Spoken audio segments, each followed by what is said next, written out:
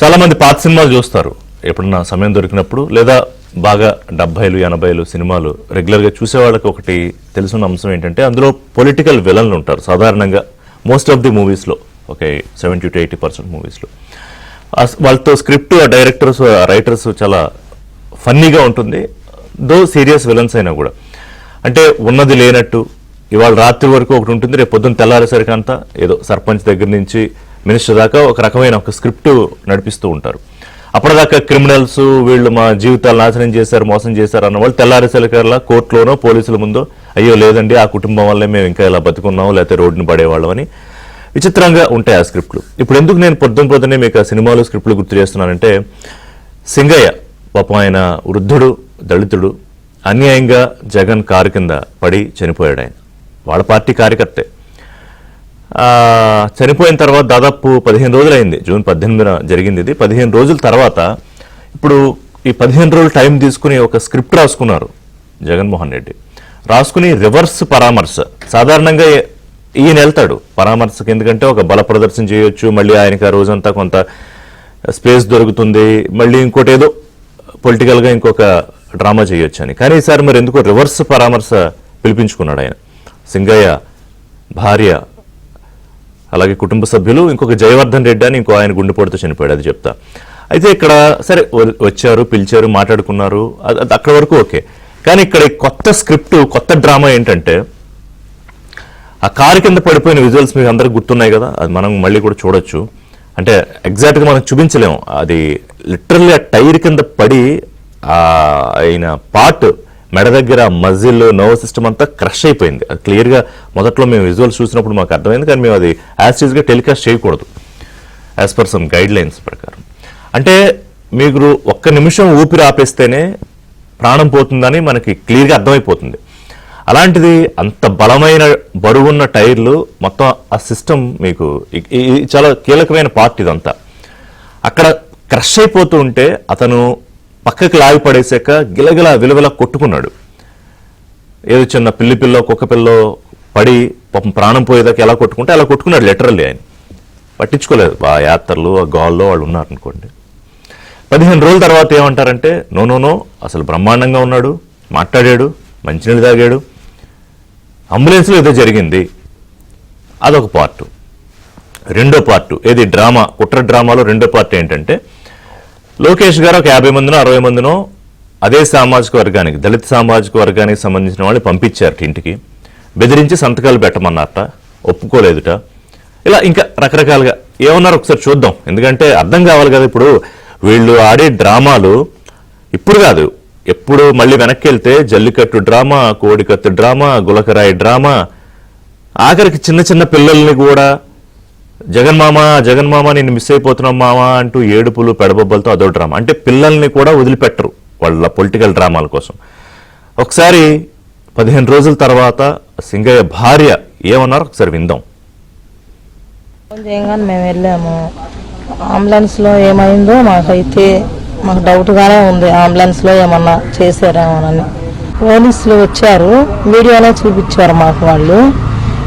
మరి లోకేష్ గారు పంపించారు, మేము కూడా మీ ఎస్సీలమే అని చెప్పారు, మీ కులస్తులమే అన్నారు. వాళ్ళు వచ్చేలోకే నాకు అసలు భయం వేసి మేమైతే ఏం చెప్పలేదు. తర్వాత లోకేష్ గారు పంపించారు అని చెప్పారు మాకు. మమ్మల్ని ఎంత ఇబ్బంది చేసి ఎంత మాట్లాడాలన్నా కానీ మేమైతే ఏమీ మాట్లాడలేదు. లోకేష్ గారు వాళ్ళు మమ్మల్ని చాలా మంది 50 మంది దాకా మా ఇంటికి వచ్చారు, చెప్పేస్తారు వాళ్ళు మేము లోకేష్ గారు పంపించారండి మమ్మల్ని అన్నారు. అంబులెన్స్లో మరి బాగానే మాట్లాడండి, ఇన్ని మాట్లాడిన ఆయన మరి చిన్న దెబ్బలో తగిలింది చేతికి, ఇక్కడ తప్పనిచ్చి ఎక్కడా దెబ్బ తగలలేదు. మరి ఎక్కడా దెబ్బ తగిలినప్పుడు అతను ఎందుకు చనిపోతాడు? చనిపోయే అవకాశం కూడా లేదు. అంటే ఆరితేరిన రైటర్లు, స్క్రిప్ట్ రైటర్లు కూడా ఇంత గొప్పగా రాయరు. 15 రోజులు టైం తీసుకున్నారు. సరే, జగన్ తమ కుటుంబానికి అండగా నిలిచాడు, ఆ పార్టీ కార్యకర్తలు ఏదో అది ఒక్కడ వరకు ఓకే. దళితులు అంటే ఒత్తిడి చేశారమ్మా అంటే అవునండి మేము మీ వాళ్ళమే అని లోకేష్ గారు మనుషులు, ఇంకా ఆధార్ కార్డులు కూడా ఇచ్చారని చెప్పలేదు ఆవిడ, ఇదిగోండి మా అడ్రస్లు ఇవి ఆధార్ కార్డులు ఇవి. అంటే ఎందుకు దీన్ని మనం డిస్కస్ చేయాల్సి వస్తుందంటే ఇవాళ రాష్ట్రంలో సుపరిపాలన తొలి అడుగు అని ప్రభుత్వం ప్రజలతో, అసలు వీళ్ళకి సంబంధం లేదు, ప్రజలతో ఏం చెప్పాం ఏం చేసుకున్నాం కార్యక్రమం వెళ్తోంది బ్రహ్మాండంగా. రీకాలింగ్ మేనిఫెస్టో అనే ప్రోగ్రామ్ అట్టర్ ఫ్లాప్ అయింది, ఎందుకంటే అక్కడ చెప్పడానికి ఏం లేదు. సో ఇప్పుడు ఒక కొత్త డ్రామా తెర మీదకి తీసుకురావాలి, తీసుకొచ్చి దీన్ని పక్కదారి పట్టించాలి. అసలు ఇంత, అందుకే చిక్కటి డ్రామా ఆయన అంటాడుగా, చిక్కటి చిరునవ్వు అని. ఆ చిరునవ్వు వెనకాల ఎన్ని కుట్రలు ఉంటాయి అనేదానికే ఈ డ్రామా. అంటే మీ అందరికి గుర్తుందిగా, అప్పుడు చిన్న ఘాటు, అసలు రఘురామరాజు గారు ఎవరో అప్పుడు చెప్పారు, అసలు కుట్లే లేకుండా అంత పెద్ద కట్టు ఎందుకయ్యా అని. దాని మీద ఎంతకాలం డ్రామా నడిపారు, అసలు ఆ వ్యవహారం ఇక్కడి నుంచి హుటాహుటిన హైదరాబాదు అంతా మీకు గుర్తుంది, మళ్ళీ చెప్పక్కర్లా. తర్వాత గులకరాయి చిన్నది, అది చిన్న రాయి, అసలు రాయి ఏదైనా నొప్పి వస్తుంది తగులుతుంది, ఓకే, దానికి ఒక బుల్లెట్ తగిలితే చేసినంత హడావుడి చేసి ఆ రాయి ఏదో చంద్రబాబు నాయుడు అక్కడెక్కడో బిల్డింగ్ మీద నుంచి విసిరారు అన్నట్టుగా, ఆ కోడికత్తి కూడా ఆయనే అంత పురమాయించారు అన్నట్టుగా. సరే, ఇంక బాబాయ్ హత్య మర్డర్ అయితే ఇంకా అది ఎవరన్నా ఎప్పటికైనా మర్చిపోతారా? అప్పుడు కూడా పెద్ద డ్రామా. బాబాయ్ కూతురు సునీతతో ఏం చెప్పించారు, అయ్యో మా అన్నయ్య బ్రహ్మాండం అద్భుతం అని సర్టిఫికెట్లు ఇప్పించారు. తర్వాత ఆవిడే పాపం రోడ్లు పట్టుకుని తిరిగి నాకు న్యాయం కావాలి, మా అన్న చంపేశాడని పేరు ఒకటి చెప్పలేదంతే ఆవిడ, మిగతా అంతా చెప్పారు. అంటే ఇన్ని డ్రామాలు చేస్తూ ఇంకా ఏంటి పొలిటికల్ విలనిజం, ఈ డ్రామాలు నిజంగా పండుతాయని ఇంకా ఆయన అనుకుంటున్నాడా? ఆయన భ్రమలో జగన్మోహన్ రెడ్డి ఉన్నాడా? ఆయన స్క్రిప్ట్ రచయితలు ఉన్నారా? అంటే ఒకవైపున అభివృద్ధి జరగకూడదు, చంద్రబాబు నాయుడు వాపోయారు నిన్న, బాబు ఇన్ని డ్రామాలు, అసలు నా రాజకీయ జీవితం ఎన్నాళ్లలో నాకే ఆశ్చర్యం వేస్తోంది. అంటే చాలా చూశాను ఇతని వ్యవహారాలు, అంతకుముందు రాజకీయాలు చూశాను, కానీ ఇలా కూడా స్క్రిప్టులు తయారు చేయొచ్చు, డ్రామాలు చేయొచ్చు అని. కానీ ఖబర్దార్, నేను నా పనిలో నేను వెళ్ళిపోతున్నాను, నాకు రాష్ట్రం అభివృద్ధి ముఖ్యం చేసుకుంటూ వెళ్తున్నాను, మీరు పిచ్చి పిచ్చి డ్రామాలు చేస్తే మాత్రం చట్టపరంగా చర్యలు ఉంటాయని ఏదో అన్నారనుకోండి ఆయన. కానీ ప్రజలకు కూడా అర్థం అవ్వాలి కదా, ఏంటి అసలు ఈ డ్రామా కథాకమామిషి ఏంటి, ఎలా పండించే ప్రయత్నం చేశారు, అమాయకులైన వాళ్ళ నా కుటుంబ సభ్యుల్ని మరి బెదిరించారా, ప్రలోభాలా, లేకపోతే ఇంకోట మనకు తెలియదు ఏం జరిగిందో, లేకపోతే అంత చిక్కగా పండదు డ్రామా. అన్యాయంగా వృద్ధుణ్ణి పొట్టన పెట్టుకుని, ఒక దళిత వృద్ధుణ్ణి, ఆ తర్వాత విపరీతమైన డ్రామాలు ఆడారు ట్విట్టర్లో కానీ, లేకపోతే బయటకు వచ్చి ఆ నాయకులు మాట్లాడడం కానీ. అంతెందుకు, కొన్ని రోజుల క్రితం ఈవిడే ఇప్పుడు మాట్లాడిన సింగయ్య భార్య ఎవరో వచ్చారు, ఎంతో ఇస్తా ఉన్నారు, తీసుకెళ్లారు అని ఓపెన్గా చెప్పింది ఆవిడ. సో కరెక్ట్గా 15 రోజులు అయ్యేటప్పటికి నీట్గా ట్రైన్ చేశారు. ఆవిడ మాట్లాడుతున్నప్పుడు కూడా నేను ఇబ్బంది పడుతున్నారు, ఈ పక్క వాళ్ళు ఏదో ఆ స్క్రిప్ట్ కొంచెం ప్రాంప్టింగ్ చేస్తున్నారు. స్టూడియోలో నాతో పాటు అంకమరావు గారు ఉన్నారు, రాజకీయ విశ్లేషకులు, పిల్లి మాణిక్యరావు గారు, టీడీపీ సీనియర్ నాయకులు, లిట్ క్యాప్ చైర్మన్, రజనీ గారు, జనసేన పార్టీ అధికార ప్రతినిధి. నమస్కారం అండి రజనీ గారు, మాణిక్యరావు గారు, అంకమరావు గారు. మాణిక్యరావు గారు, నన్ను మీరు మాట్లాడినట్టున్నారు, అంటే ఒక్కొక్కసారి మీకైనా నాకైనా చూసేవాళ్ళకైనా ఒక సర్ప్రైజ్ ఎలిమెంట్ ఇస్తాడు ఎప్పుడైనా జగన్మోహన్ రెడ్డి. అంటే ఇంత బాగా ఒక స్క్రిప్ట్ ప్లాన్ చేయొచ్చా? ఇప్పుడు ఫస్ట్ జరగగానే 2-3 రోజులు ఏమన్నారండి, ఇది అసలు ఏఐతో చేశారనుకుంటా, లొకేషన్ అన్నారో లేదో తెలియదు, ఆయనే మనుషులను పెట్టి ఏఐ టెక్నాలజీతో కరెక్ట్గా అదంతా క్రియేట్ చేశాడు అనుకుంటా. 4 రోజులు ఆ డ్రామా నడిపారు, కుదరలా. ఎందుకంటే వాస్తవం ఏంటి, ఫోరెన్సిక్ క్లియర్గా చెప్పింది, ఏం జరిగిందో అర్థమైపోయింది. ఆ తర్వాత ఇంక దాని నుంచి ఎలా బయటపడాలని బాగా ఎక్సైజ్ చేసి వచ్చారా నిన్న బయటికి. ఈ రివర్స్ పరామర్శ అంటే ఇంటికి రప్పించుకున్నారు కదా, అది ఏం జరిగింది దీని వెనకాల మాణిక్యరావు గారు? యశ్ గారు నమస్కారం, మీకు, అంకమరావు గారికి, రజనీ గారికి, వీక్షకులందరికీ నమస్తే. ప్రతిరోజు ఈ జగన్మోహన్ రెడ్డి నేర వ్యూహాల్ని ఛేదించలేక, ఆ నేర వ్యూహాల గురించి మాట్లాడలేక విసుకొస్తా ఉంది. జగన్మోహన్ రెడ్డి నేరాలు చేయటం, వాటిని పక్కదారి పట్టించడానికి చేసే వ్యూహాలు ఆంధ్ర రాష్ట్ర ప్రజలందరికీ అర్థమైపోయినటువంటి పరిస్థితి కనపడతా ఉంది. నేను చెప్తా ఉన్నా, సింగయ్య బండి అతను జగన్మోహన్ రెడ్డి కారు కింద పడి చనిపోయాడు. చనిపోవటాన్ని ఎవరూ సమర్థించరు, వేదనకు గురవుతారు. నేనేమంటానంటే, మానవత్వం ఉన్నవాడైతే జగన్మోహన్ రెడ్డి మొట్టమొదటిసారి ఏదైతే కాన్వాయిందో ఆపి పరామర్శించి వాళ్ళ మొత్తాన్ని, వాళ్ళ కార్యకర్తల్ని ముందు హాస్పిటల్కి తీసుకెళ్ళండి అని చెప్పేసి ఆదేశించి చేయాలి. ఇది మానవత్వం ఉన్నటువంటి వాడు చేసే పని. నువ్వేం చేశావు? జగన్మోహన్ రెడ్డి ఏం చేశాడు? ఆ పడ్డటువంటి మనిషిని పట్టించుకోకుండా ముందుకెళ్ళాడు. వాళ్ళ కార్యకర్తలు చనిపోయినటువంటి ఒక జంతువుని గనక దెబ్బలు తగిలినటువంటి ఒక జంతువును కనుక లాగి పడేసినట్టుగా తీసి పక్కన పడేసి వాళ్ళు వెళ్ళిపోయారు. ఇది ఒక ఎపిసోడ్ అయిపోయింది. తర్వాత పోలీసులు బాధ్యతతోటి వ్యవహరించారు. జగన్మోహన్ రెడ్డి బాధ్యతారహితంగా వ్యవహరించాడు. మనిషి పడ్డాడన్న తెలిసిన తర్వాత కూడా కాన్వాయ్ కొనసాగించారు. వాళ్ళ వైసీపీ వాళ్ళు విచక్షణారహితంగా, అసలు పేర్లు రావట్లేదు, మనుషులనే కూడా ఎవడు చేయడు, శత్రువుకి అలాంటి దెబ్బ తగిలినా కానీ తీసుకొని వెళ్ళి హాస్పిటల్లో చేస్తారు. ఒక జంతువులు కూడా అట్ట పడేది, మూలపొదల్లో పడేస్తే పోలీసులు బాధ్యతారహితంగా తీసుకొని వెళ్ళి హాస్పిటల్లో చేర్పించారు. నంబర్ 2. నంబర్ 3, అదే గ్రామం ఏది వెంగళాయపాలెం అనే గ్రామానికి సంబంధించినటువంటి వ్యక్తి సింగయ్య. ఆ గ్రామంలో తెలుగుదేశం కూడా బలంగా ఉంటుంది. ఆ గ్రామానికి సంబంధించిన కల్లూరి శ్రీనారాయణ అతను పార్టీల తర్వాత విషయం, ప్రతిరోజు ముఖముఖాలు చూసుకునేటువంటి వాళ్ళు, అతను చిన్న స్థాయి కార్యకర్త, జగన్ అంటే అభిమానం, అవన్నీ పక్కన పడేసి మనం వెళ్ళి మానవత్వంతో పరామర్శిద్దామని హాస్పిటల్కి వెళ్ళి ఒక 50,000 రూపాయలు డబ్బులు ఇచ్చి, ప్రైవేట్ హాస్పిటల్ కనుక మీరు వెళ్తే మేము చూపిస్తాము అంటే టీడీపీ మానవత్వాన్ని ప్రదర్శించింది పోలీసు.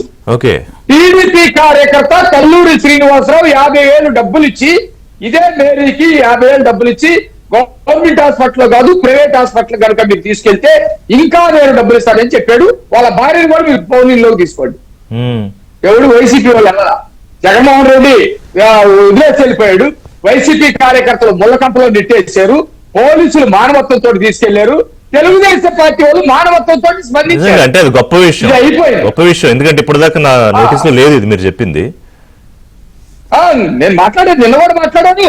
మా కల్లూరి శ్రీ తోటి మాట్లాడిన తర్వాతే నేను ఆ రోజే ప్రెస్ మీట్ పెట్టి మాట్లాడాను. మానవత్వం ఉన్నటువంటి వాళ్ళు ఎవరు? మానవత్వం కూడా ఆయన ఒకసారి మీరు ఫోన్ లైన్ లోకి తీసుకోగలరా? ఆయన్ని మీ దగ్గర నుంచి, మీ కాల్ నుంచి చేస్తారా? కల్లూరి శ్రీను నంబరు నేను ఇస్తాను, మనల్ని కలుపుతూ ఉండమనండి. చేస్తారు. కల్లూరి శ్రీను మన వాడు బ్రేక్ లో మీ దగ్గర మీకు కాల్ చేసి నెంబర్ తీసుకుంటారండి. నంబర్ చెబుతాను, ఎవరైనా చేసుకోండి. 9866 ప్లీజ్ సార్, ప్లీజ్ నోట్ 37564. ఓకేనా? 9866 37564. ఓకే ఓకే, అయిపోయింది కదా? అయిపోయింది. ఇక జగన్మోహన్ రెడ్డి స్క్రిప్ట్ గురించి చెప్పాలి. జగన్మోహన్ రెడ్డి మీరు అన్నట్టు నటుడు అన్నారు. నటుడు అని కనుక చెబితే కమల్ హాసన్ సిగ్గుపడు. కమల్ హాసన్ నటన పండించలేదు జగన్మోహన్ రెడ్డి తోటి పోటీ పడితే. నేను ఒక విషయం చెబుతాను. ఇది నేను ప్రెస్ మీట్ సందర్భంగా పెట్టినటువంటి ఫోటో మీరు చూస్తే నేను దగ్గరికి తీసి చూపిస్తున్నాను, మీరు చూపించండి. వివేకానంద రెడ్డి గారు చనిపోయాడు, పక్కన బాక్స్ లో కూడా ఫోటో ఉంది. వివేకానంద రెడ్డి దగ్గర జగన్మోహన్ రెడ్డి ఆయన బాడీ చూస్తూ ఉన్నాడు. ఓకే, చనిపోయిన తర్వాత నేనేమంటానంటే, చూశాను కదా, చనిపోయిన తర్వాత వివేకానంద రెడ్డి ఎట్లా చనిపోయాడో మీకు, నాకు, చంద్రబాబు నాయుడు గారికి ఎవరూ తెలియదు. గుండెపోటుతో చనిపోయాడని చెప్పి విజయసాయి రెడ్డి చెప్తే మనం అందరం గుండెపోటుతో చనిపోయాడు గొప్ప నాయకుడు, రాజశేఖర రెడ్డి గారు కొడుకు, తమ్ముడు చనిపోయాడని చెప్పేసి మనం అందరం బాధపడ్డాం. రాష్ట్రం అంతా ఏడ్చింది, అయ్యో ఇట్లా చనిపోయాడని. అయితే చంద్రబాబు నాయుడు గారు కూడా అట్లాగే అనుకున్నాడంట. ఆయన చాలా మీటింగ్ లో చెప్పాడు. అయితే ఆ తర్వాత సిబిఐ ఎంక్వైరీలు, సిటీ ఎంక్వైరీలు, వీటన్నిటిలో ఆయన అధికారంలోకి వచ్చిన తర్వాత మనం చూస్తే జగన్మోహన్ రెడ్డి స్క్రిప్ట్ ఉంది, వాళ్ళ భార్యకి ఫోన్ లేనిది, జగన్మోహన్ రెడ్డికి ముందుగా తెలుసు అని చెప్పేసి చాలా దర్యాప్తు సంస్థలు చెప్పింది. అంటే మనకేమర్థమైంది? వివేకానంద రెడ్డి చావుకి జగన్మోహన్ రెడ్డి పాత్ర కూడా ఉంది అని మనకందరికి అర్థమైంది. మొన్న అర్థమైంది మనకి. చనిపోయిన తర్వాత నెలకో, 2 నెలకో, సంవత్సరానికో, 2 సంవత్సరాలకో. ఈయన పరామర్శించేటప్పుడు కూడా జగన్మోహన్ రెడ్డికి తెలుసు కదా. కరెక్ట్. వివేకానంద రెడ్డిని గొడ్డలతోటి నరికి, కత్తితో పొడిచి, కబోర్డుకి గుద్ది, రక్తపు మరకలు, రక్తంతో బాత్రూమ్ లోకి లాక్కెళ్ళి, ఈయన ఆ మాటలు కాదండి, ఈయన ఆయన చెప్పిన మాటలు. ఈయన చూసి పక్కకు వచ్చి ప్రెస్ మీట్ పెట్టి చెప్పినటువంటి మాటలు. ఎంత తెలిసి ఇవన్నీ పక్కన చేశారని చెప్పాడు. కానీ ఎవరు చేస్తే ఈయనకి తెలుసు. అవినాష్ రెడ్డి తోటి, దస్తగిరి, ఎక్స్, వై, జడ్డీలందరితోటి. ఇప్పుడు కత్తి తీసుకెళ్లి చంద్రబాబు నాయుడు గారి చేతిలో పెట్టారు. ఇప్పుడు ఇంకా నయం ఆ డ్రైవర్ ని అంటే లోకేష్ నా కారులో పెట్టలేరు కానీ ఇంకా డ్రైవర్ ని లోకేషే పెట్టారు ఎక్కిచ్చేయమన్నారని చెప్పలేదు అక్కడ రిషి గారు నేను చెప్పదలుచుకున్నది అది కాదు ప్రజలకి ఇది చేరాలి. మీకు నాకు చంద్రబాబు నాయుడు గారికి ఆంధ్ర రాష్ట్ర ప్రజలకి గుండెపోటలో వివేకానంద రెడ్డి గారు ఎట్టో సరిపోయారని మాత్రమే తెలుసు. అవును, జగన్మోహన్ రెడ్డి చెప్పినటువంటి భాష అంతా కత్తి మా బాబాయిని అత్యంత క్రూరంగా కత్తితో నరికి గొడ్డలతో నరికి క్రూరంగా చంద్రబాబు నాయుడు చేశారని చెప్పాడు. అవును, ఇదికే ఈ మనిషికి తెలుసు అతను చేయించిన సంగతి. బాబాయ్ దగ్గర చూడండి ఎట్లా చూస్తున్నాడు అమాయకంగా, అసలు ఏమీ తెలియనట్టు, మొక్క కవలికల్లో ఏ మాత్రం తేడా రాకుండా బ్యాలెన్స్ చేస్తూ బాబాయ్ నిన్ను చంద్రబాబు నాయుడు డైరెక్ట్ గా కత్తి తీసుకొని వచ్చి నరికాడు, నేనేమి చేయలేకపోతా ఉన్నాను, నాకు అధికారం ఇస్తే నేను చంద్రబాబు నాయుడు అంతు తెలుస్తాను అన్నట్టు చూస్తున్నాడు. ఎవరు వల్ల ఇది చెప్పు, ఎవరు వల్ల పండింది యాక్చువల్ గా అప్పుడు ఆ డ్రామా బ్రహ్మాండంగా పడింది ఆ ఎన్నికలకి పండింది కదా. నేను అది అంటున్నా, అంటే జగన్మోహన్ రెడ్డి ఇప్పుడు ఫలానా ఒక అతను ఉరేసుకొని చనిపోయాడు, నాకు ముందుగానే తెలుసు, నేను వెళ్ళి అయ్యా నువ్వెందుకయ్యా గుండెపోటుతో చచ్చిపోయావని నేను అనగలుగుతానా? నా నోట్ నుంచి ఆ మాట రాగలిగిద్దా? ఆ ముఖం అట్లా చూపించగలుగుతావా? జగన్మోహన్ రెడ్డి చూపించగలగడు, జగన్మోహన్ రెడ్డి చేయగలడు. నెంబర్ 1. ఇప్పుడు సెంగయ్య విషయానికి వస్తా. సెంగయ్య ఎట్లా చనిపోయాడో తెలుసు. మానవత్వం ఉంటే నువ్వు నాది ఏదో నా హృదయం కలిసి వేసింది, జరగకుండా ఉండాల్సింది, నేను ఒక కుటుంబానికి ఏదో సహాయం చేస్తాను అని చెప్పి మాట్లాడాలి. బ్రతికున్న టైంలో వెళ్ళలేదు, చూడలేదు, వాళ్ళ కార్యకర్త వెళ్ళలేదు. లోకేష్ గారు వచ్చి బెదిరించాడని నేను నాతో చెప్పించే ప్రయత్నం చేస్తున్నాను. లోకేష్ గారు 50 మందిని దళిత సామాజిక వర్గానికి సంబంధించిన వాళ్ళని పంపి వాళ్ళు అన్నట్టు మేము మీ వాళ్ళమే అని నిన్న స్క్రిప్ట్ లో భాగంగా ఆవిడ చెప్పింది. నేను ఏమంటానంటే ముందుగానే లోకేష్ గారు చెప్పాడో చెప్పలేదో నాకైతే తెలియదు, కానీ మీరు ఇప్పుడు కల్లూరు శ్రీతోటి మాట్లాడండి. మా కల్లూరు శ్రీ వెళ్ళి పరామర్శించాడు. లోకేష్ గారు ఒక మంత్రిగా, ఒక బాధ్యత కలిగినటువంటి నాయకుడుగా కొంతమందిని పంపించి అమ్మా మీరేం బాధపడవాకండి, మీకేదన్నా సహాయం కావాల్సి వస్తే ప్రభుత్వం తరపు నుంచి మేము చేస్తాం, మీ కుటుంబాన్ని ఆదుకుంటామని చెప్తే తప్పండి. ఈ పక్క నుండి ఏం చెబుతారు తెలుసా? స్క్రిప్ట్ రైటర్లో లోకేష్ వచ్చాడని చెప్పు, లోకేష్ వచ్చాడని చెప్పు, సారీ లోకేష్ పంపించాడని చెప్పు, లోకేష్ బెదిరించాడని చెప్పు అని చెప్పేసి పక్కన చెప్తా ఉంటారు.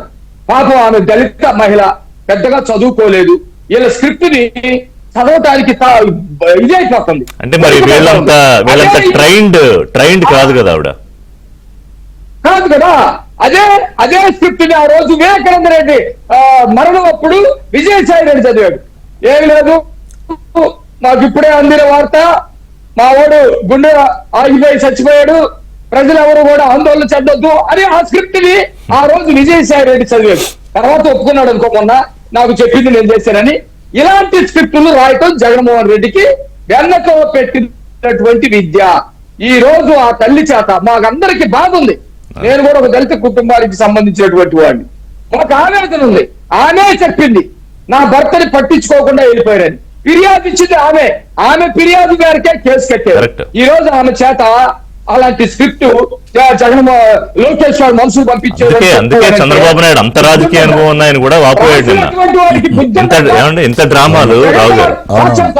ఎస్ మాట్లాడదాం రావు అంకమరావు గారు. అంటే నిన్న చంద్రబాబు నాయుడు కూడా ఇంత సీనియర్, ఆయన రాజకీయాలు ఆయన చూడండి ఏముంది, ఆయన కూడా నిన్న షాక్తున్నాడు ఈయన ఎంత డ్రామాలా, ఇంకెన్ని డ్రామాలు చూడాలని. ఋషి గారు, ముందుగా మీకు ఏబీఎన్ ఆంధ్రజ్యోతి యాజమాన్యానికి, మిత్రులు పిల్లి మాణిక్యాలరావు గారికి, ఇట్కాప్ చైర్మన్, అలాగే మేడం రజనీ గారికి, వీక్షకులందరూ కూడా శుభోదయం అండి. మీరు చంద్రబాబు నాయుడు గారు ఆశ్చర్యపోయారని అంటున్నారు. ఆయన ఎదుర్కొన్న రాజకీయ నాయకులు ఎవరు? ఓ చెన్నారెడ్డి గారు, కోట్ల విజయభాస్కర్ రెడ్డి గారు, నేదురుమల్లి జనార్దన్ రెడ్డి గారు, రాజశేఖర్ రెడ్డి గారు, రోషి గారు, కిరణ్ కుమార్ రెడ్డి గారు. రాజకీయంగా ఎదుర్కొన్నాడు ఆయన. రాజకీయంగా ఏం చేయాలి, ఏంటి, ఎత్తులు పై ఎత్తులు ఉంటాయి. సమాజం తరపున, ప్రజల తరపున పోరాడితే నాయకుడిగా ఎదుగుతాడు. ప్రభుత్వాలు తప్పులు చేస్తే నిలదీయాలనే మనస్తత్వం ఉన్నటువంటి వ్యక్తులతో పోరాడాడు ఆయన. కానీ ఈ రోజు ఎవరితో పోరాడుతున్నాడు? ఇది దౌర్భాగ్యం. నిజంగా చంద్రబాబు నాయుడు గారి దురదృష్టం అయితే నేను అంటాను. నేను ఇది ఎలాంటి వ్యక్తితోటి ఈరోజు పోరాటం అంటే కూడా నేను ఒప్పుకోను, కానీ అలాంటి వ్యక్తితో తడపాల్సి వస్తుంది. ఇది అసలు దీని గురించి ఎంత తక్కువగా మాట్లాడుకుంటే అతని గురించి అంత మంచిదనేది నా అభిప్రాయం. ఎందుకంటే ఆంధ్ర రాష్ట్ర ప్రజలకు స్పష్టమైన అవగాహన ఉంది. జగన్మోహన్ రెడ్డి అంటే ఏంటి, వైఎస్ఆర్సీపీ పార్టీ ఏంటి అనేది చాలా స్పష్టమైన అవగాహన ఉండబట్టే 164 స్థానాలు ఈరోజు ఈ కూటమికి అప్పచెప్పాడు. ఈ సింగయ్య గారి భార్య లూర్దు మేరీ, సింగయ్య గారి భార్య గారి పేరు లూర్దు మేరీ గారు. ఆమె మొట్టమొదటి చెప్పింది, ఇప్పుడు సోదరుడు మొత్తం చెప్పాడు, మీరు కూడా చెప్పేశారు. నాదొక ధర్మ సందేహం ఏంటంటే ఇక్కడ ఎవరైనా సరే మానవత్వం ఉన్నవాళ్ళు, మీరు అన్నట్టు పగస్తులైనా సరే ఏదైనా ప్రమాదంలో ఉంటే ఒక్క క్షణం ఆగి తన దగ్గర ఉన్నటువంటి వ్యక్తుల చేత సహాయ సహకారాలు అందజేసి, అందుబాటులో ఏ వాహనం లేకపోతే ఈ సంచార వైద్యశాల సంబంధించి వాహనాలు ఉంటాయి కదా, అవి కనుక అందుబాటులో రాని సమయంలో ఏదైనా ఉంటే తన వాహనంలో పంపించిన సందర్భాలు ఈ పార్టీ నాయకులు కూడా చేసిన సందర్భాలు ఉన్నాయి. మీకు నేను చిన్న ఎగ్జాంపుల్ చెప్తా. అంటే ఇక్కడ ఏదో నా గురించి చెప్పుకోవాలని కాదు, ఎప్పుడు ప్రస్తావించలేదు అని చెప్తున్నా. ఒక ట్రిప్లో ఉన్నాను నేను, రోడ్ ట్రిప్లో, కోయంబత్తూర్ రోడ్లో ఉంటే ఒక యాక్సిడెంట్ అయింది. ఎవరో ముసలాయన రోడ్డు దాటుతూ హిట్ అండ్ రన్ ఏదో అయ్యింది. చూస్తే ఎవరు పట్టించుకోవట్లా. ఆగాం, పక్కన ఆగాం ఫ్యామిలీతో వెళ్తున్నప్పుడు. ఆగి ముందు నేను ట్రై చేశాను. ఇంకా ఆ టైంలో అసలు ఏమన్నా ఏమన్నా చేస్తే బతుకుతాడేమో అని. మన రాష్ట్రం కాదు, మనకి తెలియదు. అంటే ఇప్పుడు మీరు మానవత్వం అన్నారు కదా, అక్కడ ఉండి ఆటో వాళ్ళని బతిమాలి తీసుకెళ్దాము కార్లో, లేకపోతే కార్లో తీసుకెళ్దాం అంటే అక్కడ మనకేం తెలియదు యాక్చువల్గా. అంబులెన్స్కి ట్రై చేసాం. అంటే ఒక 20 నిమిషాలు ఎంతో పావుగంట టైం పట్టింది. అంబులెన్స్ వచ్చింది, తీసుకెళ్ళి అతను మళ్ళీ బాగున్నాడు అంటే ఒక 40 నిమిషాలకు అరగంటకు, ఫస్ట్ బాగాలేదన్నారు, ఒక అరగంట కొంచెం తెలిసింది. అప్పటి నుంచి ప్రయాణం కొంచెం ప్రశాంతంగా చేయగలిగాం. అంటే ఎందుకు చెప్పానంటే సాధారణంగా ఎవరన్నా ఇలాగే చేస్తారు, నేననే కదా, ఆ ప్లేస్లో మీరున్నా, మాణిక్యాలరావు గారున్నా, ఎవరన్నా అంతే కదా. కానీ ఇంత దారుణంగా చేసేసి మళ్ళీ డ్రామాలు అసలు ఎట్లా చేయగలుగుతారు రావు గారు? అదేనండి ఋషి గారు, ఇక్కడ ఏంటంటే మానవత్వం ఉన్న వాళ్ళు స్పందిస్తారు. ఇది మీరు అన్నారా, మీరు నాకు తెలిసినంత వరకు 10-15 నిమిషాలు మీరు ఆ ట్రాన్స్ లోనే ఉండుంటారు. ఒక గంట వరకు అతను బాగున్నాడు అనే వరకు సరిగ్గా లేదు. మళ్ళీ ఇక్కడేంటి మామూలుగా నిజంగా గనక వాహనం అతను వాహనం కాదనుకుందామని కాసేపు 50 నుంచి 100 వాహనాల్లో వెళ్తున్నాడు, ప్రమాదం జరిగింది, అక్కడేం వేగంగా వెళ్ళట్లేదు, నిదానంగా వెళ్తున్నాను. నిదానంగా వెళ్ళబట్టే ఆయన మీదకి ఎక్కడ బండి గమనించుకోండి, అందరూ వచ్చి ఒక ముక్కముడిగా మీద పడ్డారు కాబట్టి నిదానంగా వెళ్తుంది కాబట్టి వాహనం మీద ఎక్కినట్టు అసలు ఈ గొడవ లేదు, అప్పుడే 5 నిమిషాల్లో తేలిపోయేది. పక్కగా పడేశారు అంటే మామూలుగా సహజంగానే ఏదన్నా జంతువు పడ్డా వాహనం కింద మానవత్వంతో ఆలోచిస్తూ ఉంటాం. అట్లాంటిది మనిషి పడితే నాకు అర్థం కాని విషయం ఏంటంటే ఆ కారులో ఉన్న నలుగురిలో ఎవరన్నా పడి ఉంటే ఎట్లానే వెళ్ళిపోయేవాడా? ఒకసారి ఆలోచించండి. వాళ్ళ నాయకులు ఎవరన్నా పడి ఉంటే ఎట్లానే వెళ్ళిపోయేవాడా? గతంలో చాలా కార్యక్రమాల్లో చంద్రబాబు నాయుడు గారు కావచ్చు, వేరే వాళ్ళు కావచ్చు, వాళ్ళ వాహనాలు చంద్రబాబు నాయుడు గారి వెంట ఈ వైద్యానికి సంబంధించిన వాహనం ఉంటుంది కదా, దాంట్లో ప్రథమ చికిత్స చేయించేసి దగ్గరలో ఉన్నటువంటి వైద్యశాలకు పంపించే సందర్భాలు మనం అనేకంగా చూసాం. ఇక్కడ మీరు ఒకటే ఆలోచించండి, ఇతను జయవర్ధన్ రెడ్డి చనిపోయాడు, సింగయ్య చనిపోయాడు, ఆయన వెళ్ళాడు నాగమల్లేశ్వరరావు విగ్రహానికి పొలమాల వేశాడు, అక్కడ కార్యక్రమాలు చేసుకున్నాడు. వెనక్కి వచ్చే సందర్భంగా నాకు తెలిసిందన్నాడు, ఇక్కడ కూడా దొరికిపోయాడు జగన్మోహన్ రెడ్డి. తెలుసు, ఇది చంద్రబాబు నాయుడు గారికి 10 ప్రశ్నలు సంధించిన దాంట్లో ఆ ప్రశ్న కూడా ఒకటి ఉంది. వెనక్కి వచ్చేటప్పుడు నాకు తెలిసిందే అన్నాడు. మరి నువ్వు ఆ భౌతికాయానికి వెళ్ళి చూసి వచ్చావా? ఈ రోజు వరకు చూసావా? వాళ్ళు ఇళ్ళకి వెళ్ళేసి చిన్న కరెక్షన్ చెప్పండి. ఆయన ఎక్స్ లో స్పందించింది వెనక్కి వచ్చేటప్పుడు నాకు తెలుసని కాదు, వెనక్కి వచ్చేటప్పుడు నా కారు కింద పడ్డాడని. ఆయన సాక్ష్యాలను తారుమారు చేయటం కోసం ఎక్స్ లో చెప్పింది ఏంటంటే తెలిసిన ఆగకుండా వెళ్ళిపోయాడు అనేది కాకుండా వెనక్కి వచ్చేటప్పుడనా, వెనక్కి వచ్చేటప్పుడు యాక్సిడెంట్ జరిగిందని పెట్టాడు. ఇవన్నీ ఆధారాలు, తప్పుడు ఆధారాలు సృష్టించడం కోసం. ఓకే ఓకే ఓకే సరే, ఆయన అతను భౌతికాయాన్ని చూడటానికి వెళ్ళలేదు. కనీసం జయవర్ధన్ రెడ్డి గురించి కూడా మరుసటి రోజు జరిగినటువంటి పత్రికా సమావేశం కావచ్చు, ప్రసార మాధ్యమాలతోటి అతను మాట్లాడుకున్న సందర్భంలో కూడా ఎక్కడ చెప్పలేదు. అంటే ఇది కావాలని చెప్పి దాచిపెట్టారు తప్పించుకోవడానికి అని చెప్పని. ఇక్కడ అంటే ఈ కూటమి ప్రభుత్వం కూడా ఆలోచించాల్సింది ఏంటంటే, సతీష్ అనే వ్యక్తి అంటే ఎస్పీ గారు ఎవరైతే ఉన్నారో ఆయన చెప్పినటువంటి మొట్టమొదటి ప్రాథమిక సమాచారాన్ని బట్టి, ఆయన పత్రికలకి వెలువడించిన సమాచారాన్ని బట్టి ఈ రోజు వాళ్ళు దాన్ని అడ్డం పెట్టుకొని 4 రోజుల తర్వాత 18వ తారీఖు జరిగింది, 22వ తారీఖు చెప్పాడు ఆయన, కాబట్టి ఎలా చెప్పాడని మాట్లాడుతూ ఉన్నారు. మీరు ఇందాక మొట్టమొదటి ఉదాహరించారు కోడికత్తికి సంబంధించి. నిజంగా జనపల్లి శ్రీనివాసరావు అనే ఇంటి పేరు కోడికత్తి మార్చేశారు. నిజంగా అతను గనక ఆ దాడి జరిగిన సందర్భంగా ఇతను వెళ్ళి న్యాయస్థానానికి గనక చెప్పేసి ఇతని వల్లే నా దాడి జరిగింది అని చెప్పి కనుక చెప్తే 2 సంవత్సరాలు 2.5 సంవత్సరాలు కాదంటే గరిష్టంగా ఒక 3 సంవత్సరాలు శిక్ష ఇచ్చేవారు. 5.5 సంవత్సరాలు కారాగారంలో పెట్టినటువంటి పరిస్థితి కళ్ళ ముందు కనపడతానే ఉంది. మరి మీరు ఇందాక గులకరాయి అన్నారు, అసలు ఎట్టి పరిస్థితిలో గులకరాయి కాదు అది. చాలా స్పష్టంగా చెబుతున్నాను నేను. ఇది ఆ దండేసేటప్పుడు గీసుకుపోయింది అనేది అయితే అయి ఉండాలా, లేకపోతే ఏదన్నా మా పటికి బెల్లం గుర్తుందా మీకు చిన్నప్పుడు? ఇప్పుడు కూడా ఉంటుంది పటికి బెల్లం అని చెప్పని. పటికి బెల్లం బొక్కం తగిలి ఉండాలా, ఎందుకంటే తగిన నోట్లో వేసుకున్నారుగా. మరి ఎక్కడ కనపడిందండి ఆయుధం? ఇప్పుడు ఆ రాయి అయినా కనపడాలి కదా. అంతమంది పోలీసులు, అన్ని 100 మంది, ఒక రకంగా 1000 మంది పైన పోలీసులు ఆయనకి రక్షణగా ఉన్న సందర్భంగా మరి నిజంగా ఏదైనా సరే మీరు ఎక్కడైనా సరే ఏ సంఘటన జరిగినా కూడా ఆయుధాన్ని తీసుకొని కేసు నమోదైతే చేయరు కదా. మరి అక్కడ గులకరాయి కనపడకుండా ఏ విధంగా నమోదు చేశారు వాళ్ళు? అంటే దీంట్లోనే ఇట్లాంటి అనేది సర్వసాధారణం. ఇప్పుడు ఇందాక సోదరుడు మాణిక్యరావు గారు చెప్పారు వాళ్ళ బాబాయ్ గారు అత్యుదంతం గురించి. ఆయనకి గుండెపోటు అని చెప్పింది విజయసాయిరెడ్డి. విజయసాయిరెడ్డికి ఎవరు చెప్పారంటే అవినాష్ రెడ్డికి ఫోన్ చేస్తే పక్కన ఉండాలి చేత అవినాష్ రెడ్డి చెప్పించారని చెప్పి విజయసాయిరెడ్డి ఇప్పుడు చెబుతున్నాడు. పాపం అండి చిన్నపిల్లాడు అవినాష్ రెడ్డి. ఏదండి పాపం? చిన్నపిల్లాడు అండి, అమాయకుడు. ఆయన అంటాడుగా జగన్మోహన్. అదేనండి అమాయకుడు, ఏమీ తెలియదు. మా ఒక కన్ను పుడుచుకుంటుందా శాసనసభలో, ఒక కన్ను పుడుచుకుంటుందా అని చెప్పాడు.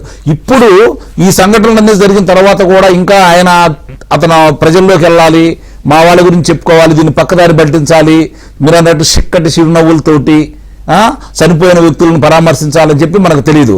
ఇందాక పాపం మాణిక్యరావు గారు అంటున్నారు కమల్ హాసన్ గారు సిగ్గుపడతారని. కాదు, అసూయ పడతారు. మాణిక్యరావు గారు సోదరా గుర్తుపెట్టుకో, అసూయ పడతారు.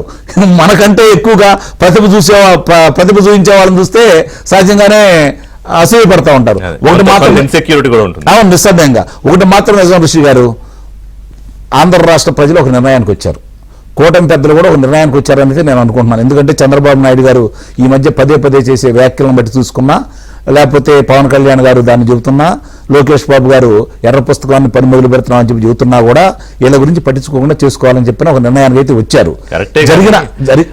కరెక్టే కానీ మాట్లాడదాం, బ్రేక్ తీసుకున్నాం. కానీ వీళ్ళు డ్రామాలు రోజుకు ఒకటి. అదే చెప్పండి, ఏడాదిలో ఒక క్యాలెండర్ పెట్టుకున్నారండి. ఆ క్యాలెండర్ లో ప్రోగ్రామ్ ఏది వర్కౌట్ కాల. అట్లా కాదు, మీరు గుర్తుపెట్టుకోండి, ఇది ప్రారంభం. ఈ సంఘటన ప్రారంభం. అట్లా సెకండ్ ఫేజ్. ఈ సెకండ్ కాదు, ఒక 100 దాకా జరగచ్చు. అంటే నేను ఏడాది అయిపోయాక ఇంకో కొత్త డ్రామా, ఈ ఏడాది సుపరిపాలన వాళ్ళు వెళ్తున్నారు. ఈయన సెకండ్ స్క్రిప్ట్ లో ఇది ఫస్ట్ ఎపిసోడ్. అది తర్వాత మీరు చెప్పినట్టు తర్వాత నేను వస్తా. ఇక్కడ సుపరిపాలన సంబంధించి వీళ్ళు చెప్పుకుంటున్నారు, వీళ్ళు ప్రజల దగ్గరికి వెళ్తున్నారు. వాళ్ళు ఈ రోజు సుపరిపాలన జరగట్లేదు, ఇచ్చిన హామీలు నెరవేర్చలేదు అని చెప్పి వెళ్తున్నారు. దానికి 2 ఉదంతాలు చెప్తాను నేను, ఆ తర్వాత మనం దాంట్లోకి వెళ్ళిపోతాం. మొట్టమొదటిది ఒక కుటుంబం దగ్గరికి వెళ్తారు, మహిళలను పిలుస్తారు. నేను మీ ద్వారా ప్రేక్షకులు చెబుతుంది ఏంటంటే, అయ్యా దయచేసి వాడు కనుకొస్తే ముందు ఇంట్లో తలుపులేసి లోన మీ వస్తువులన్నీ లోన పెట్టుకొని మీరు మాత్రమే బయట రండి, సెల్ ఫోన్ కూడా బయట తీసుకురావద్దు, ఎందుకంటే అవి కూడా ఎత్తుకెళ్తారు. ఇప్పుడు నిన్న జరిగింది కదా, ఆయన సజ్జల రామకృష్ణారెడ్డి అనంతపురంలో కార్యక్రమం ఏర్పాటు చేసి ఈ విషయం చెప్పిన తర్వాత ఒక గంటన్నరలో ఒక కుటుంబం దగ్గరికి వెళ్ళి, పెద్ద ఆయన దగ్గరికి వెళ్ళి QR కోడ్ అనేది ఇచ్చేసి స్కాన్ చేసిన తర్వాత అతని దగ్గర ఉన్న 15 ఏళ్ళు కొట్టేశాడు. అవునా? మీ దృష్టికి రాలేదా? లేదు. మాణిక్యరావు ఇంకా వివరంగా చెబుతాడు. 15,000 కొట్టేశారు. ఇలాంటి సంఘటనలు జరుగుతాయి. పొరపాటున తలుపులు తీసి లోనకొచ్చారనుకోండి, విలువైన వస్తువులు చూసిన వాళ్ళు రేపు పొద్దు వచ్చి తీసుకెళ్తారు. అది కూడా చెబుతున్నాను నేను. కాబట్టి తలుపులు వేయండి. ఒక్క నిమిషం అండి, ఎందుకంటే పరిపూర్ణం చేయండి. ఇప్పుడు అక్కడ కనుక ఇంట్లోకి వచ్చారనుకోండి, 4 వాళ్ళకి పిల్లలు ఉంటారు, చదువుకునే పిల్లలు. ఆ మహిళలను అడుగుతారు. అడిగినప్పుడు లేదండి మాకు 52,000 పడ్డాయి అని చెప్పి అంటారు. వీళ్ళు కొంచెం ఇప్పుడు వీళ్ళ దగ్గర ఉండేవారు గాంజా బ్యాచి, మార్గ ద్రవ్యాలు కదా, వాళ్ళు పొరపాటున ఇంకో మాట అన్నారనుకోండి, ఏమయ్యా మీరేమి ఇచ్చారు, ఒకరికి ఇచ్చారు కదా, ఇప్పుడు 4 ఇస్తున్నారు, మళ్ళీ రెట్టించారనుకోండి, చీపురు కట్టి తీసుకొని చిత్తడిగా వీళ్ళని కొట్టబోతే నన్ను అడగండి. ఆ మహిళామతలు చిత్తడిగా వీళ్ళని కొట్టబోతే నన్ను అడగండి. ఆ పరాభవం జరిగిన దాకా వీళ్ళెంబడి తిరుగుతారని అయితే నేను భావిస్తున్నాను. రజనీ గారు మీతో మాట్లాడతా చిన్న బ్రేక్ తర్వాత. Thanks for being patient. ఎందుకంటే మీరు న్యాయవాది కూడా కాబట్టి, ఏంటి అసలు ఈ డ్రామా వెనకాల జరిగింది ఏంటి, అసలు ఈ లీగల్ గా దీన్ని ఎట్లా చూడాలని, అబద్ధం అని తెలిసినా కూడా, చేస్తున్న పని కరెక్ట్ గా అక్రమం అని తెలిసినా కూడా దాన్ని సక్రమం అని చెప్పేది వాస్తవం అని నమ్మించాలంటే దానికి ఒక బ్రహ్మాండమైన స్క్రిప్టులు తయారు చేయాలి. సరే, వాళ్ళ సొంత మీడియాలో ఇవన్నీ రెగ్యులర్ గా జరిగే వ్యవహారాలే, కానీ బాధిత కుటుంబాల తాలూకా వాళ్ళని, సరే మరి రజనీ గారు అవేంటి మరి ప్రలోభాల, అంటే బలహీనమైన కుటుంబాలు, పేద కుటుంబాలు, పాపం అతను చనిపోయాడు, ఆ కుటుంబానికి అండా ఆసరా లేదు, ఎట్లా చూడాలి వ్యవహారాన్ని?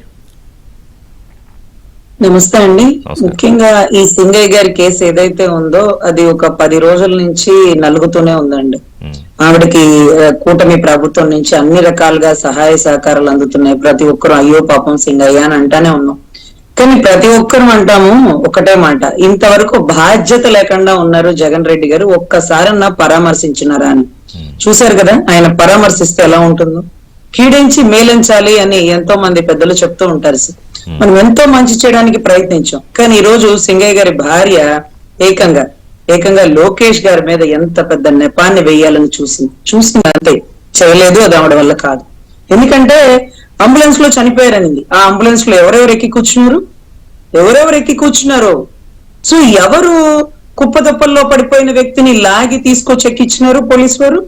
ఎవరు ఎంత బాధ్యతగా చిత్తశుద్ధిగా ప్రవర్తించినారు? మిమ్మల్ని ఎవరో తోలుకొచ్చినట్టుంటారు కదా. అంటే వెంగళపాలెం నుంచి ఇదిగో జగనన్న వస్తున్నారు, మీ 20 మంది ఇక్కడే ఉండాలి, మీ 50 మంది ఇక్కడే ఉండాలి, మీకు పలానా పేమెంట్, పలానా బిర్యానీ ప్యాకెట్ అన్నారు కదా. మరి వాళ్ళేంటి బాధ్యత లేకుండా వెళ్ళిపోయారు? అదే అంబులెన్స్ లో ఎక్కాలి కదా. తర్వాత మీరు అదే హాస్పిటల్లో ఉన్నారు కదా, మీ భర్త గారి పక్కనే ఉన్నారు కదా. మీకు అనుమానం వచ్చుంటే జీజీహెచ్ హాస్పిటల్లో అక్కడే కానిస్టేబుల్ ఉన్నారు కదా, వెంటనే సార్ అంబులెన్స్ లోనే ఏదో జరిగింది అని చెప్పాలి కదా. లేకపోతే టైం పట్టదుగా సార్, చిన్న గాయాలని మాట్లాడుతున్నారు. అతని వయసు, అతను తాగినటువంటి డ్రింకింగ్, లేకపోతే ఇంకొకటో గుండెపోటు వచ్చి మరణించాడా, ఇంకోటి అనడా, చక్కగా పోస్ట్ మార్టం రిపోర్ట్ లో క్లియర్ గా ఉండి తమరు దగ్గరుండి చూసి, తమ అనుచరుల దగ్గరుండి చూసి, తమరు వైసీపీ కార్యకర్తలు చూసి ఒక 10 లక్షల ఎక్స్గ్రేషియా అంటూ అంబటి రాంబాబు గారు ఏదో జగన్ గారు ప్రకటించారని చెప్పారు. అది అకౌంట్ లో డబ్బులు ఎంతవరకు ఉన్నాయో మాకు తెలియదు. సో ఇవంతా జరిగాక దొంగలు పడ్డ 6 నెలల తర్వాత కుక్కలు మురిగినట్టుగా ఈ రోజు బయటకు వచ్చి చెప్పు లోకేష్ గారి పేరు చెప్పు. లోకేష్ గారు 50 మందిని పంపించారు. 50 కాదు 100 మందిని పంపిస్తారమ్మా మీకు సపోర్ట్ గా నిలబడడానికి. మీకు సపోర్ట్ గా ఒక చిన్న ఉదాహరణ చెప్తాను సార్.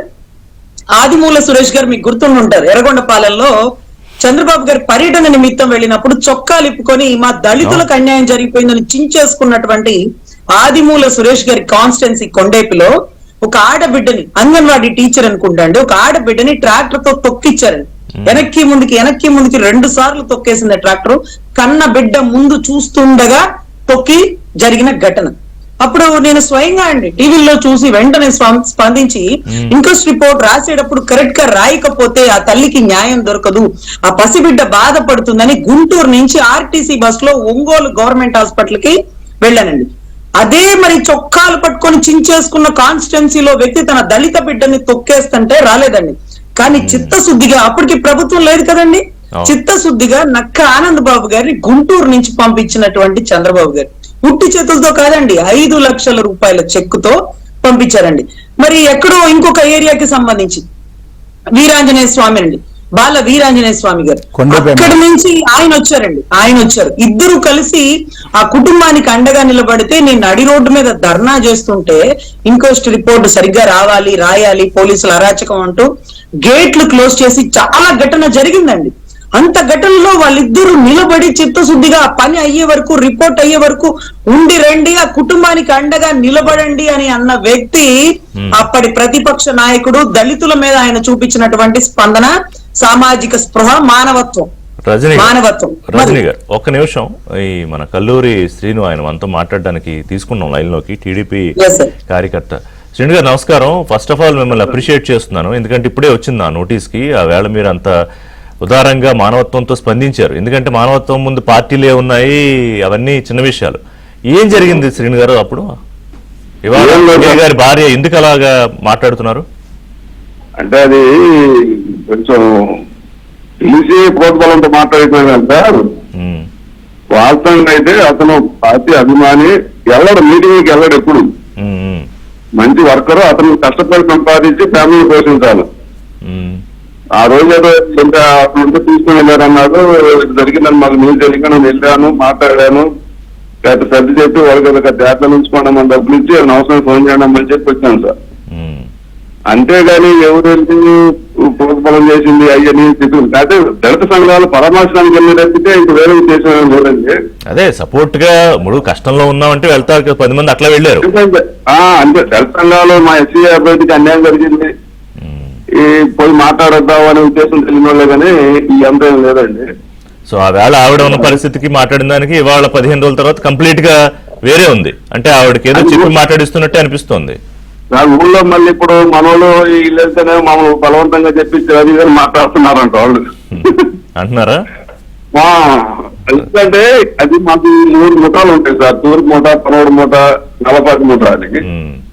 ఈ ముఠ తూర్పు ముఠ ముఠాలు వాళ్ళు ఎవరు మాట్లాడాలన్నా పక్కన వాళ్ళందరూ ఏంటంటే కొంచెం పార్టీ పరంగానే ఉంటారు వాళ్ళు. అదేలేండి, కట్టుబాట్లు ఉంటాయి కదా. అది మేము నిరానికి రావాలి అదే నడుస్తా ఉండేది. మనం కూడా చెప్పాం అనుకో, వాళ్ళు కొంచెం సానుభూతి పడలేదే అని ఆలోచన మాకు తెలుస్తుంది. ఎక్కడికి వెళ్ళి ఇచ్చాడు కాకపోతే ఏంటంటే ఆ ఊళ్ళో కాబట్టి అంతా కలిసిమెలిసి ఉంటాం. మాకు లోక పార్టీ వచ్చినప్పుడు చేసుకున్నాం కానీ అంతా కలిసిమెలిసి ఉంటారు. ఇవాళ ఆ రోజు ఆ సంఘాలు జరిగినప్పుడు వెళ్ళాము పరామర్శించాము, చెప్పాము, వచ్చాము. వెళ్ళారా మీరు? వెళ్ళాను సార్, వెళ్ళాను సార్. అప్పుడు ఎలా ఉన్నాడు? అప్పుడు ఎలా ఉన్నాడు మీరు చూసినప్పుడు? అయినా చనిపోయి ఉన్నాడండి. హాస్పిటల్కి వెళ్ళేటప్పుడు చనిపోయి ఉన్నాడు. అది క్లియర్. మాతృలో పెట్టారు. తర్వాత నేను ఒక గంట ఉన్నాను. అది జగన్ గారు వెహికల్ వెళ్ళేటప్పుడు సత్తనపల్లి వెళ్ళేటప్పుడు జరిగింది. అక్కడ స్టార్టింగ్ పాయింట్ అనమాట. పత్తిపాడు ఆఫీస్ అండి, టీడీ పత్తిపాడు ఓసీపీ ఆఫీస్ అది. అక్కడ ఆ పాయింట్ లో ఆగారు. అక్కడ నుంచి స్టార్ట్ అయ్యి అక్కడ జరిగిందండి. మళ్ళీ ఈవినింగ్ కి ఎమర్జెన్సీగా 4-5 కానీ నైట్ చేశారు కార్యక్రమం కూడా. అర్ధరాత్రి 10-11 చేశారు అన్నారు. అదేలేండి. ఓకే ఓకే శ్రీని గారు, థ్యాంక్ యూ అండి మాట్లాడినందుకు. సో ఇది అంటే చాలా క్లియర్ గా, ఇంకెంతకన్నా ఏం చెప్పాలి, ఆయన క్లియర్ గా ఏం జరిగిందో చెప్పారు. ఆవిడ అలా ఎందుకు మాట్లాడాల్సి వస్తుందో చెప్పారు. అక్కడ ఉంటాయి కదా రేపటి నుంచి మళ్ళీ తిరగాలంటే ఇదిగో ఇలా చెప్తేనే అని 100 రకాలు ఉంటాయి రావు గారు, మనం చూస్తూ ఉంటాం ఊళ్ళల్లో.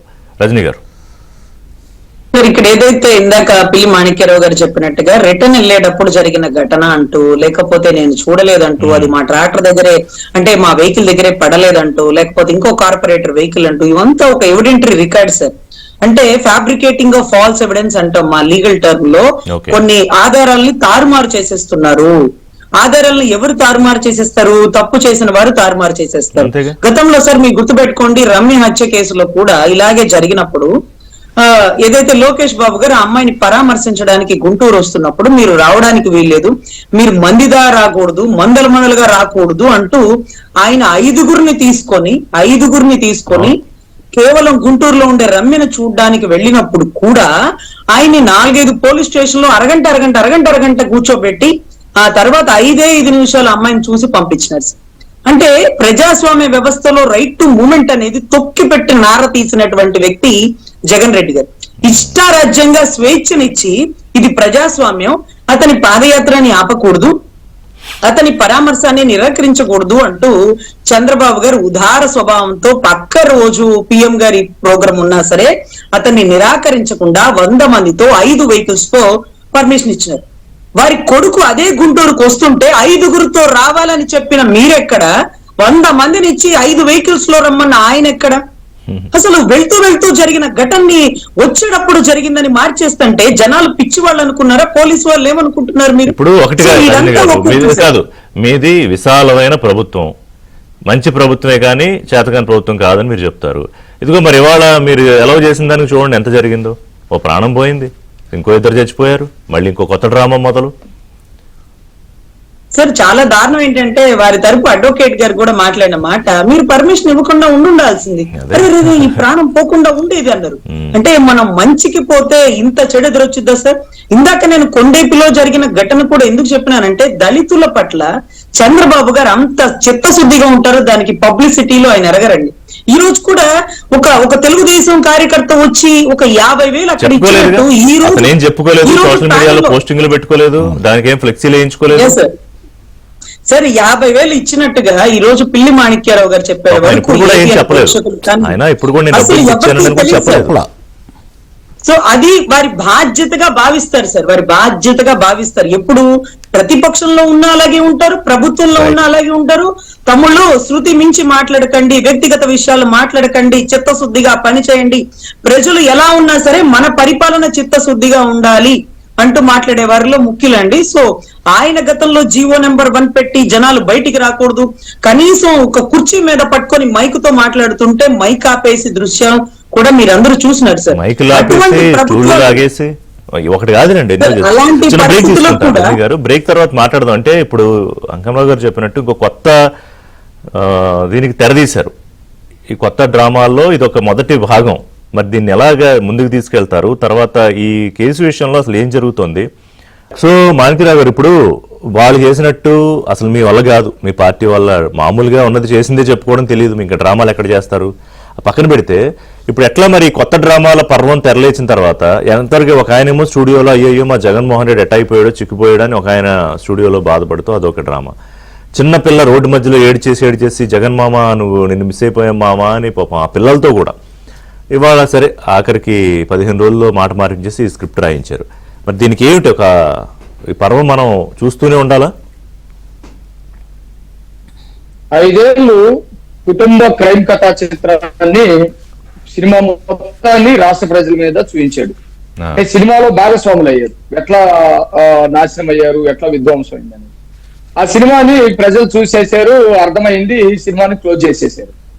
ఇప్పుడు మరో క్రైమ్ కథా చిత్రానికి కథా అన్వేషణలో స్క్రిప్ట్ తయారు చేసుకోవటంలో ఉన్నారు. ఇక్కడ నేను 2 విషయాలు చెప్తా. రజనీ గారు చెప్పినట్టు సాక్ష్యాలు లేకుండా చేయటం వేరు, సాక్ష్యాలు తారుమారు చేయటం వేరు. కరుడు గట్టిన నేరస్తుడు సాక్ష్యాలు తారుమారు చేస్తాడు. సాక్ష్యాలు లేకుండా చేయటం అనేది పాతకాలపు నేరస్తుల పని. ఆ రోజు వివేకానంద రెడ్డి విషయంలో సాక్ష్యాలు తారుమారు చేస్తే పోలీసులు, ప్రజలు, సాక్షులు అందరూ వాళ్ళ చుట్టూ గిరగిరా తిరిగితే ఎంతకాలం అయినా పట్టిద్దని ఆ రోజు సాక్ష్యాలు తారుమారు చేశారు. ఈ రోజు నాకు రజనీ గారు మాట్లాడిన దానిలో నేను చిన్న అబ్జెక్షన్ కూడా పెడతా. ఆమెకు తెలియదా అని అంటే ఆమె ఎంతండి? ఆమె జీవితం ఎంత? ఒక దళితురాలు జీవితం ఎంత?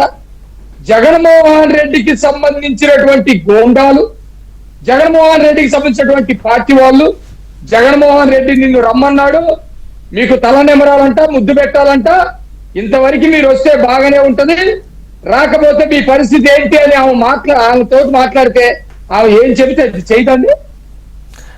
ఆవిడ టెన్షన్ గానే ఉన్నారు. ఆ విజువల్స్ లో మనం చూస్తే కొంచెం కంగారుగా ఉందా? తడబడతా మాట్లాడింది.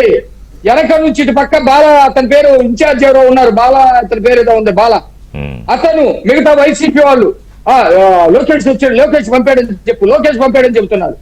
ఆమె అదే మాట్లాడుతుంది. లోకేష్ ఆమె కదా కంప్లైంట్ ఇచ్చింది. ఇప్పుడు వాస్తవానికి ఇంకో టెక్నికల్ విషయం, కంప్లైంట్ ఇచ్చినటువంటి మనిషిని ఎవడైతే నిందితుడు ఉన్నాడో, నిందితుడు జగన్మోహన్ రెడ్డి సంగతి పక్కన పెట్టేయండి. నిందితుడు నెంబర్ 1 మాజీ ముఖ్యమంత్రి అనే సంగతి పక్కన పెట్టేయండి. వైఎస్ఆర్సీపీ అధ్యక్షుడు సంగతి పక్కన పెట్టేయండి. కాలు కింద పడి చనిపోయినటువంటి భార్య ఇచ్చినటువంటి కంప్లైంట్ లో A2 నిందితుడు జగన్మోహన్ రెడ్డి. ఎవరైతే కంప్లైంట్ ఇచ్చారో వాళ్ళని ఇంటికి పిలిపించుకొని నువ్వు ముద్దు పెట్టావంటే ఆ ముద్దు చాట్ల ఏం వ్యూహం ఉంది? ఓకే, కరెక్టే. ఇది లీగల్ యాంగిల్, మంచి యాంగిల్ తీసుకొచ్చారు మీరు. ఒక నిందితుడు ఒక బాధ్యత నీటిగా పిలిపించావు. రెండోది దళితుడి యాంగిల్లో నువ్వు ఏ అగ్రవర్ణాలు ఏదో సంఘటన జరిగితే సంవత్సరం తర్వాత నువ్వు ఇంటికి వెళ్ళావు కదా, 6 నెలలకైనా నువ్వు గవర్నమెంట్ చేసి ఉండే కదా. ఒక బాధితురాలు మాదిగా కాబట్టి నువ్వు పిలిపించుకుంటావా? ఇంటికి పిలిపించుకుంటావా? వేరే వాళ్ళ ఇంటికి వెళ్ళి పరామర్శిస్తావా? అట్రాసిటీ కేసు ఎందుకు పెట్టకూడదు? ఎందుకు పెట్టకూడదని నేను అడుగుతా ఉన్నాను. రావు గారు, అవమానపు చూపులు చూస్తే, అవమానపు భావాలు నీ ముఖంలో ఎక్స్ప్రెస్ చేస్తే, మా వైపున తప్పుగా చూస్తే అట్రాసిటీ వర్తించింది. నీ మీద ఎందుకు పెట్టకూడదని అడుగుతా ఉన్నాం. కాబట్టి జగన్మోహన్ గారు ఏం చెప్తారు కాదు, మీరు ఒక కరెక్టే కదా, అది నిజంగానే ఆమె కంప్లైంట్ ఇచ్చారు, ఇతను అందులో అక్యూజ్డ్. సో ఇవాళ ఆయన పిలిచి ఏమన్నా మాట్లాడొచ్చు, బెదిరించవచ్చు, ఇంకేమన్నా చేయొచ్చు. నిస్సందేహంగా అండి ఋషి గారు, ఇక్కడ గమనించుకోవాల్సింది ఏంటంటే మాణిక్య గారికి లేకపోతే రజనీ గారికి నేను చెప్పేది ఏంటంటే, ఈ రోజు ఇంత జరిగిన తర్వాత కూడా లోకేష్ బాబు గారి మీద పెడుతున్నారు వీళ్ళు. నిజంగా ప్రభుత్వానికి లోకేష్ బాబు గారికి ఇది సవాల్. ఎందుకంటే లోకేష్ బాబు గారి మీద ఎందుకు పెడుతున్నారంటే, ఈ రోజు చంద్రబాబు నాయుడు గారి గురించి భయం లేదు అతనికి. చంద్రబాబు నాయుడు గారి గురించి భయం లేదు. ఆయన న్యాయం, చట్టం, ధర్మం ఆయన పని ఆయన చేసుకెళ్తాడు, అభివృద్ధి గురించి చూసుకుంటాడు. 2014 నుంచి 2019 వరకు నేను ఏం మాట్లాడినా చెల్లుబాటు అయింది. ఈయన కుట్రల దాంట్లో 5% కూడా ఆయన ఆలోచించాడు కాబట్టి ఇప్పుడు లోకేష్ బాబు గారి నుంచి ఎందుకు భయపడతారంటే, లోకేష్ బాబు గారు ఏదైనా పట్టుకుంటూ వదిలిపెట్టడు, ఇలా తాట తెస్తాడు, ఎర్ర పుస్తకం రాశాడు, జాతకాలన్నీ బయట పెడుతున్నాడు, ఒక కనీసం బయట తీసుకొస్తున్నాడు. రేపు పొద్దున భవిష్యత్తు నాయకుడు అతనే కాబట్టి ముందుగా అతని మీద దాడి చేద్దామన్న ఉద్దేశంతో లోకేష్ బాబు గారితో పెట్టుకున్నారు. ఇప్పుడు ఇక్కడ ఈ ఒక సవాల్ విసిరారు వాళ్ళు. ఈ సవాలుకి సరైన సమాధానం నిస్సందేహంగా లోకేష్ బాబు గారు అయితే చెబుతారు. ఇప్పుడు మీరు అన్నట్టు లేకపోతే పిల్లిమానికి అన్నట్టు అది ఇంటికి పిలిపించింది పెద్ద నేరం కిందకు వస్తుంది. ఎందుకంటే రెండో ముద్దాయి పెద్ద నేరం కిందకు వస్తుంది. కాబట్టి దీన్ని ఈ కూటమి ప్రభుత్వం, ముఖ్యంగా లోకేష్ బాబు గారు దీని అంతు చూసిందాకా వదిలిపెట్టడం అయితే నేను నిస్సందేహంగా చెప్పగలను. ఇక్కడ ఇంకొక విషయం కూడా మనం గమనించుకోవాల్సి ఏంటంటే, ఈ దళిత సంఘాలు ఏమైపోయినాయి, ఫస్ట్ ప్రవీణ్ ఉదంతానికి తీసుకొచ్చేసి బయటకు వచ్చేసి హర్ష కుమారు ఓ లింగం అని ఆయన బయటకు వచ్చేసి నానా ఆడావుడి చేసి గందరగోళం చేసేసి నరుగుతాం, పొడుస్తాం, ఎరగదెత్తాం అని చెప్పి అన్నారు కదా. నేను లూర్దు మేరీ గారికి మీ తరపు నుంచి ఒక మాట చెబుతున్నాను. నువ్వు దీని గురించి ఇట్లా జరిగింది, ఏది వాహనంలో జరిగిందని చెప్పి నువ్వు చెబుతున్నావు కదా, నువ్వు నిరాధ్యక్ష కూర్చో, నీ సంఘాలందరూ వస్తారు, కూర్చొని మాట్లాడతారు. ఈ సంఘాలు ఏమైపోయినాయి? నిజంగా మాణిక్యరావు గారు అన్నట్టు ఓ దళిత మహిళ కాబట్టి ఇంటికి పిలిపించుకుంటారా? అంత అహంకారమా? ఈ మొట్టమొదటి కూడా చూస్తున్నారు కదా, వాళ్ళ లోక్సభ సభ్యుడు కూడా పరామర్శ అంటే ఇప్పుడు ఆయన కాదు, వాళ్ళ నాన్నగారు చనిపోయినప్పుడు అంతమంది ఏదో గుండెపోటుతో దేంతో చనిపోయారు, అది రాజకీయ అవసరం. వెళ్ళాడు కదా ఓదార్పు, అది రాజకీయ అవసరం, అది రాజకీయ అవసరం. దళిత నేత తిరుపతి లోక్సభ సభ్యుడు చనిపోతే ఇంటికి వెళ్ళలేదు, పరామర్శ చేయలేదు. మీరు గమనించుకోండి.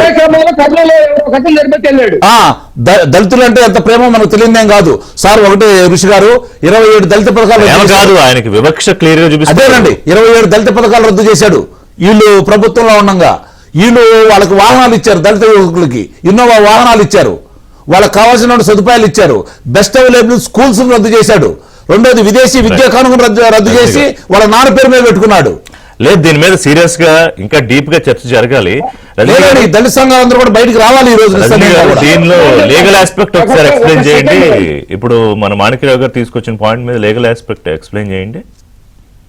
మాణిక్యరావు అన్న, దీంట్లో A2, A3, A4లుగా ఉన్న వాళ్ళు సాక్షుల్ని ప్రభావితం చేస్తారు. కంప్లైంట్ లో ఎవరైతే ఇచ్చిన ఎవరైతే ఉన్నారో ఆవిడని ముద్దాయిలుగా ఉన్నవారు వీరు కలవకూడదు అనేది ఎంత అబ్జెక్షన్ ఉందో, దీన్ని యాజ్ పర్ రికార్డెడ్ ఎవిడెంటరీగా మేము కోర్టులో జడ్జి గారి ముందు కూడా సబ్మిట్ చేస్తున్నారు మన అడ్వకేట్లు. ఎందుకంటే ఇతను ఒక ముద్దాయిగా ఉన్నప్పుడు ఎవరైతే కంప్లైంట్ ఇచ్చినారో వారి దగ్గరికి వెళ్లి వాళ్ళని ప్రభావితం చేసి ఆఖరికి కేసునే మీరు చెప్పినట్టుగా తారుమారు చేసేసిన దృశ్యాన్ని మీరు చూస్తున్నారు. ఎవరి మీద అయితే ఆరోపిస్తూ ఇదిగుదిగో వీరి వల్లే నా భర్త చావుకు గురైనాడు, ఇదిగుదిగో వీరి నిర్లక్ష్య ధోరణి వల్లే, నిర్లక్ష్యం అనే పదాన్ని స్ట్రెస్ చేసినారు. ఎందుకంటే వారు ఇమీడియట్ గా స్పందించినప్పుడు సామాజిక స్పృహతో అదే వెహికల్ లో తీసుకుని వెళ్ళి GGH లో అడ్మిట్ చేసి తర్వాత పోయి చూడవచ్చు నాగమల్లేశ్వరరావు గారు. ఎందుకంటే చనిపోయి సంవత్సరంన్నర దాటిపోతుంది, సంవత్సరం అయింది. ఆ విగ్రహం కూడా ఎక్కడికి పోదు, ఆ రోజు కాకపోతే వచ్చే నెక్స్ట్ డే పెట్టచ్చు. ఋషి గారు ఇక్కడ ఇంకో విషయం, సార్ వీళ్ళు ఒకటే సార్, చంద్రయ్య రజనీ గారు సార్ బీసీ వ్యక్తి ఎవరైతే ఉన్నారో ఒక్క నిమిషం సభను ఆపేసి వాళ్ళని ఆసుపత్రిలో జరిపించేసి వాళ్ళ కుటుంబ సభ్యులు ఇళ్ళకి వెళ్ళేసి వచ్చారు. బీసీ వ్యక్తి ఎవరైతే ఉన్నారో చంద్రయ్య గారికి సంబంధించిన పాడని మోసినటువంటి చంద్రబాబు గారితో సరి సమానంగా వీళ్ళ బతుకులకి వీళ్ళ రాజకీయానికి అందుకోలేరు. కానీ కనీసం సంవత్సరం తర్వాత విగ్రహాన్ని పెట్టడానికి పరిగెడుతున్న ఈ వ్యక్తి, కళ్ల ముందు బలైపోతున్న వ్యక్తి దగ్గర నిర్లక్ష్య ధోరణి అనే పదాన్ని స్ట్రెస్ చేసినారు సార్. అది ఆవిడే స్వయంగా రికార్డెడ్ ఎవిడెంట్ గా మెన్షన్ చేసింది. ఇప్పుడు అంబులెన్స్ లో చనిపోయాడు అనేది, ఒకవేళ అంబులెన్స్ లో చనిపోవాల్సి వచ్చి ఒకవేళ అంటే బ్రీతింగ్ ఇబ్బంది అయితే దానికి కారణం ఎవరు? మీ నాయకుడు జీబు వెనక్కి ఆపి అదే వెహికల్ లో ఎక్కిస్తే అంబులెన్స్ తో పనేముంది? అంబులెన్స్ లో వచ్చే లోపల దారిలో అందుకునేవారు కదా. అంబులెన్స్ లో చనిపోలేదండి, పక్కన ఎవరో ఒకళ్ళు బండి మీద మధ్యలో కూర్చోబెట్టిన వెంటనే హాస్పిటల్ తీసుకుపోయినా బతికేవాడేమో. సార్ తింటూ స్ట్రోక్ వచ్చి చనిపోయిన వారు ఉన్నారు, రాత్రి పడుకొని పొద్దున్నే లెగవని వారు ఉన్నారు. చెప్పండి సార్. వీటికి సంబంధించి సార్ A2, A3, A4 గా ఉన్నటువంటి వారు వారిని కలవకూడదు. ప్లీజ్ ఋషి గారు, మా సోదరి సింగయ్య గారి మేరీ గారికి నేను ఈ సందర్భంగా ఏబిఎన్ డిబేట్ సందర్భంగా నేను ఒక విన్నపం చేస్తా ఉన్నా. నీ భర్త ఎట్లా చనిపోయాడో మీకు తెలుసు, నీకు పట్ల ఎవరు మంచిగా స్పందించారో నీకు తెలుసు. జగన్మోహన్ రెడ్డి ఎన్ని రోజుల తర్వాత నిన్ను పిలిపించుకున్నాడో తెలుసు. ఆత్మగౌరవం ఉండాలి మనకి. రేపు నిన్ను ముద్దాయి చేస్తాడు. ఈ రోజు ఈ చేత బలవంతంగా స్క్రిప్ట్ చదివించాడు కదా, సాక్ష్యాలు వచ్చినప్పుడు ఆ రోజు నువ్వు ఇట్లా చెప్పావు అని నిన్ను కోర్టులో ముద్దాయిని చేస్తాడు. సమాజం ముందు నిన్ను తప్పుడు వాడిని గమనించుకోవాలి మరి వాళ్ళు కూడా అందరూ చెప్పాలి. గమనించుకోవాలి. Thank you. నెల్లూరు పర్యటన కూడా ఉందండి ఆయనది. నెల్లూరు పర్యటన ఉంది. కాకాని గోవర్ధన్ రెడ్డి గారిని కలవాలి. రెడ్డి గారి కోసం మాత్రం నెల్లూరు పర్యటన ఆ పెట్టుకున్నారు. హెలికాప్టర్ నాకు ఫలానా చోట కావాలి, ఆ హెలికాప్టర్ నాకు ఫలానా చోట కావాలి, లేకపోతే వెళ్ళని ఏదో నడుస్తుంది కోర్టులో. చూద్దాం ఏం చేస్తారు. Thank you very much Rajani గారు, మాణిక్యాలరావు గారు, అలాగే వెంకమరావు గారు. ఇది ఇవాల్టి ఏబిఎన్ బ్రేక్ఫాస్ట్ అప్డేట్స్.